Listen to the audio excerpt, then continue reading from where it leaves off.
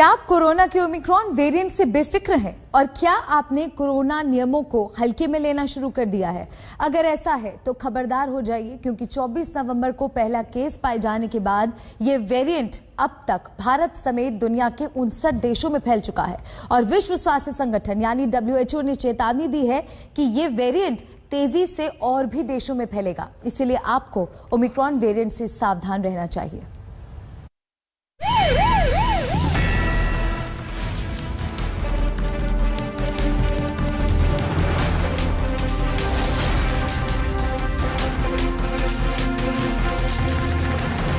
भारत में ओमिक्रॉन के 33 केस सामने आ चुके हैं, जिसमें से आधे अकेले महाराष्ट्र में दर्ज हुए हैं। शुक्रवार को देश में ओमिक्रॉन के 9 में से 7 केस महाराष्ट्र में मिले। इनमें से 3 केस मुंबई में पाए गए, जो तंजानिया, ब्रिटेन और साउथ अफ्रीका से लौटे थे। बाकी 4 केस पिंपरी चिंचवाड़ में पाए गए, जो हाल ही में एक ओमिक्रॉन संक्रमित नाइजीरियाई महिला से मिले थे। महाराष्ट्र में शुक्रवार को 7 मरीज मिले, जिनमें से 4 का वैक्सीनेशन हो चुका है, जबकि 1 मरीज को अभी सिंगल डोज लगी है। इन नए मामलों के साथ महाराष्ट्र में ओमिक्रॉन के कुल 17 केस हो गए हैं, जिसमें से 3.5 साल का एक बच्चा भी शामिल है।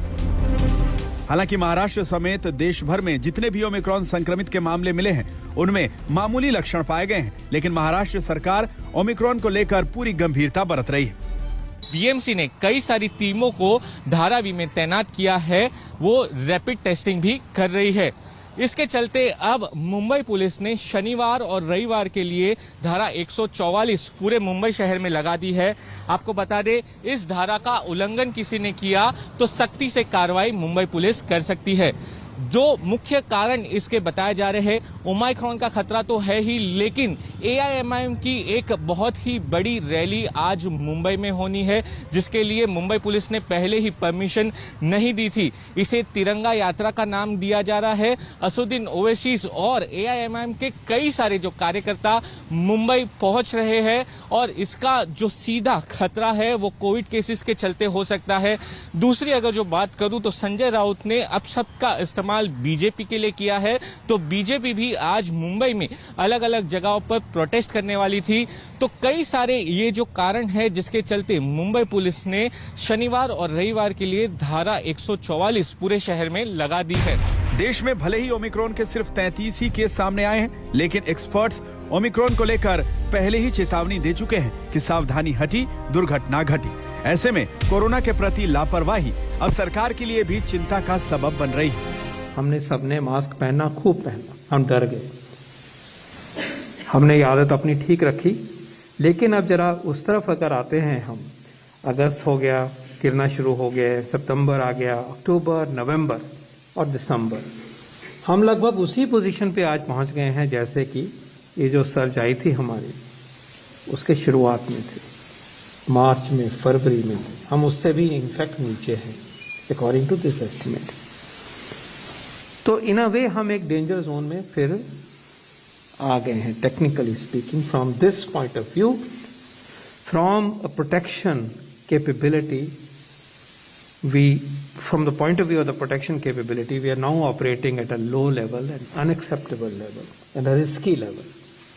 ये आपके सामने दिखाई दे रहा है। 100 बात की एक बात यह है कि ओमिक्रॉन से डरने की नहीं, बस खबरदार रहने की जरूरत है, क्योंकि ओमिक्रॉन के फैलने की रफ्तार बेहद खतरनाक है, जिससे तीसरी लहर आ सकती है। Indian institute of mathematical sciences के 2 दिसंबर तक के आंकड़े बताते हैं कि इस वक्त देश में कोरोना की R वैल्यू यानी रिप्रोडक्शन वैल्यू 0.95 है।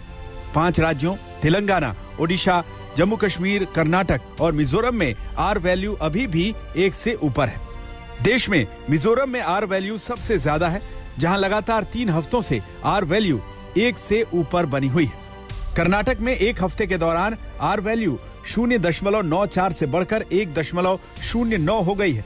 तेलंगाना, जम्मू कश्मीर, महाराष्ट्र, हिमाचल प्रदेश और तमिलनाडु में भी R वैल्यू बढ़ी है। R वैल्यू ये बताती है कि कोरोना से संक्रमित एक व्यक्ति से कितने लोग इन्फेक्ट हो रहे हैं या हो सकते हैं, और ओमिक्रॉन की संक्रमण फैलने की शक्ति डेल्टा से कई गुना ज्यादा है। जब डेल्टा वायरस आया था और डेल्टा प्लस वेरिएंट आया था, तो हम लोगों ने जो स्टैटिस्टिक्स निकाली थी उसमें 5 और 6 के बीच में R0 वैल्यू थी 5.6। इसका मतलब ये था कि डेल्टा से संक्रमित व्यक्ति 5 या 6 लोगों को एक समय में संक्रमण दे सकता है, इन्फेक्ट कर सकता है। ये उसकी इन्फेक्टिविटी का मापदंड है, मारक क्षमता का मापदंड नहीं है।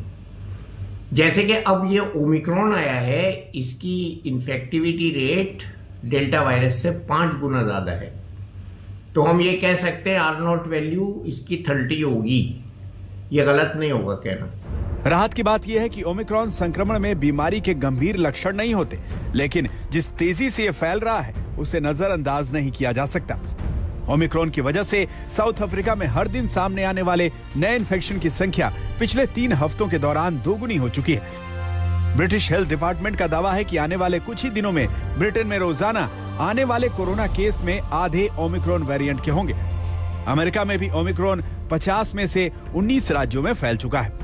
एक्सपर्ट्स चेतावनी दे रहे हैं कि अगर भारत में भी ओमिक्रॉन को गंभीरता से नहीं लिया गया तो हालात बिगड़ सकते हैं। इसलिए एक बात अच्छे से समझ लीजिए, वैक्सीन के बाद भी 2 गज की दूरी और मास्क है बेहद जरूरी।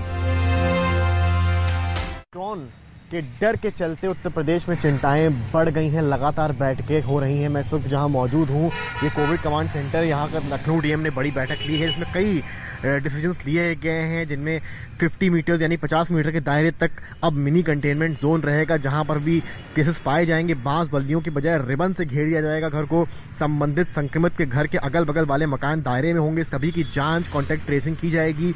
रिपोर्ट आने तक यह निगरानी रहेगी। पॉजिटिव व्यक्ति पृथकवास में रहेगा। नियम तोड़े जाने पर कानूनी कार्रवाई भी होगी और यदि पॉजिटिव व्यक्ति नजर बचाकर बाहर निकला तो मुकदमा भी दर्ज हो सकता है। इसके अलावा मैं आपको बता दूं कि मॉक ड्रिल से कोरोना की तीसरी लहर को परखेंगे, यानी कि जब ऑफिसर्स मॉक ड्रिल पर निकलेंगे। हाल उत्तर प्रदेश में अभी तक ओमिक्रॉन वेरिएंट का कोई केस नहीं आया है, पर जिस तरह से बैठकें चल रही हैं, मुस्तैदी प्रशासन की तरफ से और सरकार की तरफ से बढ़ा दी गई है। कैमरामैन संजय के साथ